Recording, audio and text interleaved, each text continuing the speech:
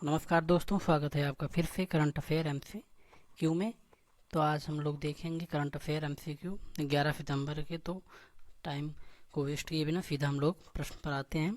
तो पहला प्रश्न हमारा क्या दिया गया, आप लोगों से एक रिक्वेस्ट जो हमेशा रहती है कि कृपया करके वीडियो को पूरा देखें और प्रश्नों को समझें।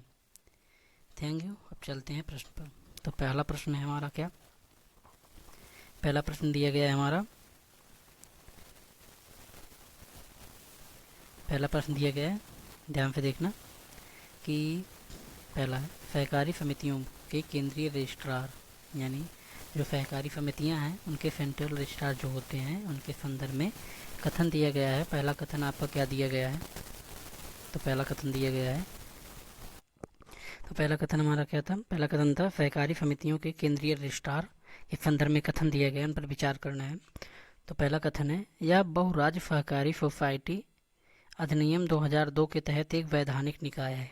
यानी जो आपकी सहकारी समितियां हो क्या है, ये बहुराज्यीय सहकारी सोसाइटी अधिनियम 2002 के तहत एक वैधानिक निकाय है। तो बिल्कुल सही है आपका। और दूसरा क्या दिया गया हमारा, या एमएफपीएफ यानी कि बहुराज्य सहकारी सोसाइटी के पंजीकरण एमएफपीएफ के उपनियमों में संशोधन, मध्यस्थता आदि के लिए जिम्मेदार हैं।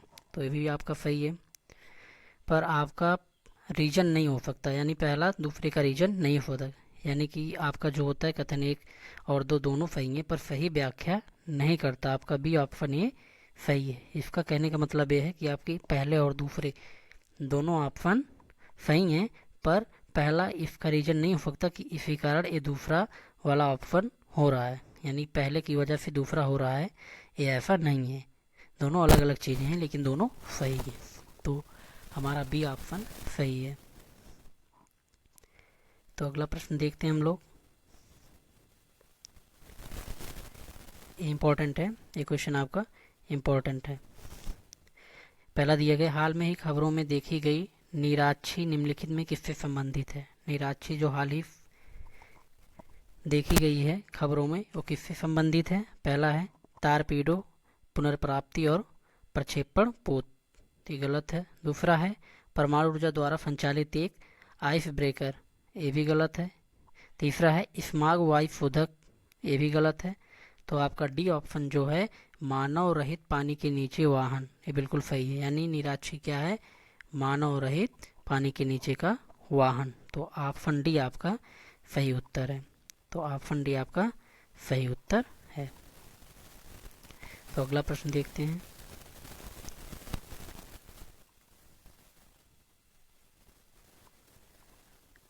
अगला प्रश्न है, हवाना सिंड्रोम के संदर्भ में कथन दिए गए हैं, उन पर विचार करना है।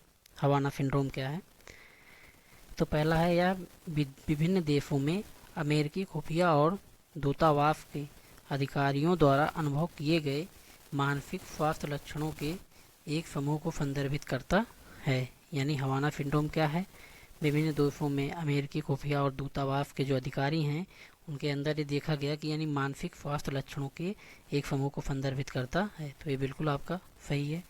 दूसरा है, इसमें बिना किसी बाहरी शोर के कुछ आवाज़ें सुनना, मतली यानी कि इंटरनल है ना वॉइसेस, और उसके बाद चक्कर आना, सिर दर्द, स्मृति हानि जैसे लक्षण शामिल हैं। तो भी आपका बिल्कुल सही है। हवाना सिंड्रोम की वजह से क्या है, इसमें बाहर से शोर सुनाई देता है लेकिन कोई शोर ना हो, फिर भी अंदर से ऐसा लगता है कि कोई शोर है। और चक्कर आना, मतली, सिर दर्द, ये सब इसके लक्षण हैं। तो ये भी आपका सही है। तीसरा है आपका, यह विशेष क्षेत्र में अनियमित खनन गतिविधियों का परिणाम है, ये भी आपका सही है। तो आपके सभी के सभी ऑप्शन आपके सही हैं, सॉरी सभी ऑप्शन नहीं सही हैं, आपके पहले और दूसरे ऑप्शन सही हैं, तीसरा आपका गलत है। आपका तीसरा ऑप्शन गलत है।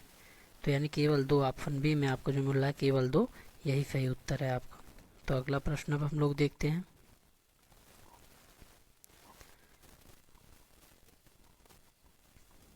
अगला, हाँ अगला यहाँ पे है। अगला प्रश्न हमारा क्या दिया गया है, दिया गया स्वाति वेपन लोकेटिंग रडार, यानी स्वाति वेपन लोकेटिंग रडार के संदर्भ में जो कथन दिए गए हैं उन पर विचार करना है।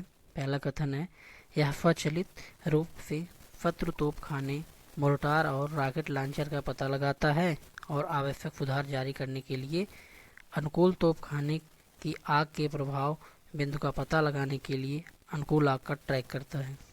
यानी ये क्या है, स्वाति वेपन लोकेटिंग रडार। ये ऐसा है कि यानी शत्रु के तोपखाने, मोर्टार, रॉकेट लॉन्चर इस सब का पता भी लगाता है और सुधार भी करता है, और तोपखाने के आग के प्रभाव बिंदु का भी पता लगाता है और उसके आग को ट्रैक कर लेता है कि कहाँ पे ज्वलनशील है। तो यानी पहला ऑप्शन आपका बिल्कुल सही है। दूसरा है रडार को युद्ध क्षेत्र के क्षितिज पर छोटे क्रॉस सेक्शन वाले प्रोजेक्टाइल का पता लगाने के लिए डिजाइन किया गया है और इसमें कई स्थानों में तैनात हथियारों में से एक साथ आग को संभालने की क्षमता होती है। तो ये भी आपका सही है। और तीसरा है आपका स्वाति WLR यानी स्वाति वेपन लोकेटिंग रडार को स्वदेशी रूप में DRDO द्वारा विकसित किया गया है और VIL द्वारा निर्मित किया गया है। तो ये भी बिल्कुल सही है। यानी आपके सभी के सभी ऑप्शन सही हैं। जो स्वाति वेपन लोकेटिंग रडार है इसके संदर्भ में आपके सभी के सभी संदर्भ सही हैं। तो सभी सही हैं। इसमें 3 ऑप्शन जो सभी 3 दिया गया सी ऑप्शन यही हमारा सही उत्तर होगा।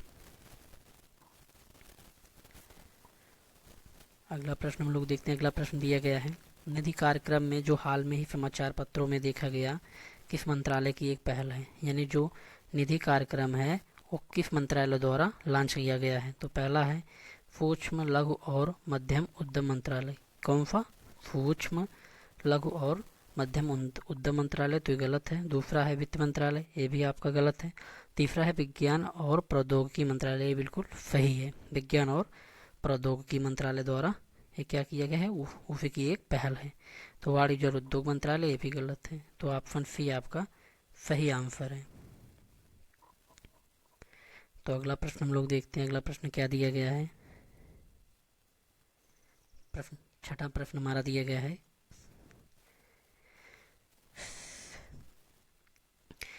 राष्ट्रीय राजधानी क्षेत्र यानी क्षेत्र दिल्ली सरकार GNPTD राष्ट्रीय राजधानी क्षेत्र दिल्ली सरकार संशोधन विधेयक 2023 के संदर्भ में जो कथन दिए गए हैं उन पर विचार करना है। तो पहला कथन दिया गया है, यह राष्ट्रीय राजधानी सिविल सेवा प्राधिकरण की स्थापना करता है जिसमें CM दिल्ली के मुख्य सचिव और दिल्ली के प्रधान गृह सचिव शामिल हैं। तो ये भी सही है आपका। और दूसरा है, यह केंद्र सरकार को अधिकारियों और कर्मचारियों के कार्यों, नियमों और सेवा की अन्य शर्तों सहित GNPTD के मामलों के संबंध में नियम बनाने का अधिकार देता है। तो ये भी आपका सही है। यानी कि 2 ऑप्शन आपके सही हैं। तो उत्तर विकल्प में हम जब देखते हैं तो 1 और 2 कहाँ पे हमें मिल रहा है, ऑप्शन सी में 1 और 2, यही हमारा सही उत्तर है। अब हम लोग अगला प्रश्न देखते हैं। अगला प्रश्न क्या दिया गया है। अगला प्रश्न हमारा ये दिया गया है, 2023 IMO ग्रीन हाउस गैस रणनीति के संदर्भ में जो कथन दिए गए हैं उन पर विचार करना है। तो पहला कथन क्या दिया गया हमारा, पहला कथन हमारा दिया गया है, यह इस रणनीति का लक्ष्य 2030 तक अंतर्राष्ट्रीय शिपिंग से ग्रीन हाउस उत्सर्जन को कम से कम 50% तक करना है। तो बिल्कुल आपका गलत है। दूसरा है, यह रणनीति शिपिंग उद्योग में जैव ईंधन और जैव मिश्रणों के उपयोग को बढ़ावा देती है। तो ये बिल्कुल आपका सही है। और तीसरा है आपका, इस रणनीति को भारत का समर्थन नहीं मिला क्योंकि यह विकासशील देशों पर अधिक प्रतिबंध लगाता है। तो ये भी बिल्कुल आपका गलत है। तो आपका केवल 2 ही वाला ऑप्शन सही है। तो उत्तर विकल्प में देखो दिया गया है केवल 1, केवल 2, केवल 3, केवल 4।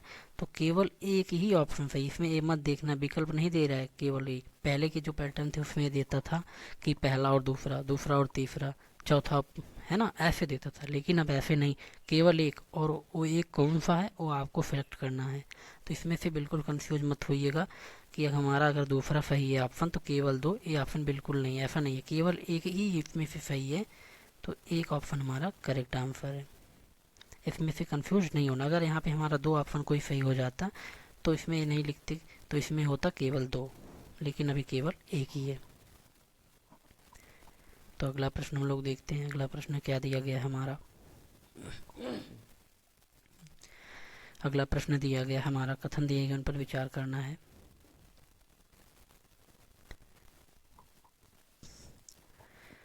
पहला है, विश्व की स्वदेशी आबादी के बारे में जागरूकता बढ़ाने और उनके अधिकारों की रक्षा करने के लिए प्रत्येक 9 वर्ष में 9 अगस्त को विश्व स्वदेशी लोगों का अंतर्राष्ट्रीय दिवस मनाया जाता है। यानी कि आबादी के बारे में जागरूक करना और उनके अधिकारों की रक्षा करना। इसके संबंध में क्या किया जाता है कि प्रत्येक 9 अगस्त को क्या किया जाता है, प्रत्येक 9 अगस्त को अंतर्राष्ट्रीय स्वदेशी दिवस मनाया जाता है। तो ये भी बिल्कुल आपका सही है।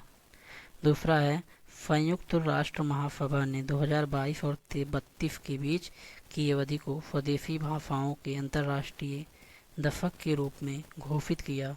तो ये भी आपका बिल्कुल सही है।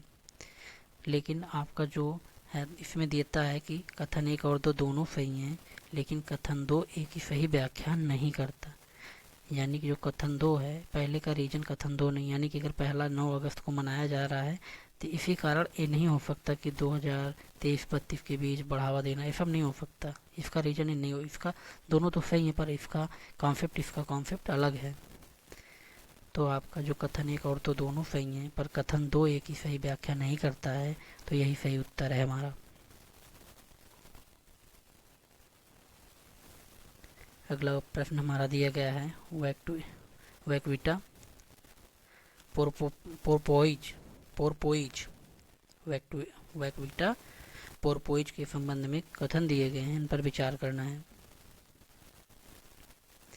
इसमें यह दिया गया है, यह दुनिया का सबसे दुर्लभ और छोटा समुद्री स्तनपायी है जो केवल मैक्सिको में कैलिफोर्निया की उत्तरी खाड़ी में मिलता है। मैक्सिको की कैलिफोर्निया की उत्तरी खाड़ी में मिलता है। यानी कौन से कॉन्टिनेंट पे है, नॉर्थ अमेरिका कॉन्टिनेंट पे है, नॉर्थ अमेरिकन कॉन्टिनेंट पे है। तो 9 में पहला ऑप्शन बिल्कुल सही है। वैक्टिकोप्रोपाइज क्या है, दुनिया का सबसे छोटा समुद्री स्तनपायी है जो कहाँ पाया जाता है, ये पाया जाता है मैक्सिको की कैलिफोर्निया की उत्तरी खाड़ी में। और दूसरा दिया गया है, इसे IUCN की रेड लिस्ट में गंभीर रूप से लुप्तप्राय के रूप में वर्गीकृत किया गया है। तो ये भी आपका बिल्कुल सही है। तो आपके दोनों ऑप्शन सही हैं। तो उत्तर विकल्प में जो सी दिया गया है कि 1 और 2 दोनों, तो यही हमारी सारा सही उत्तर होगा हमारा। कौन सा, 1 और 2।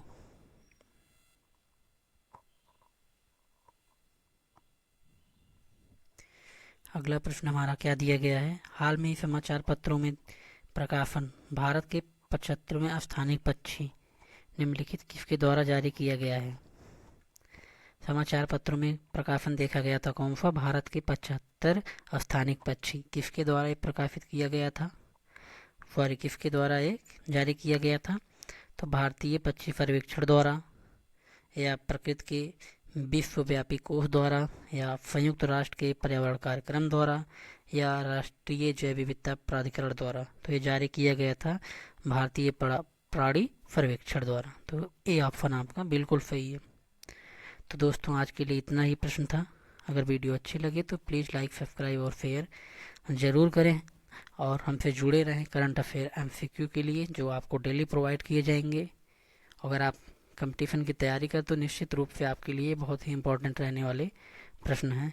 तो धन्यवाद दोस्तों, और हमें सपोर्ट करिए। मिलते हैं कल एक नए वीडियो में। नमस्कार।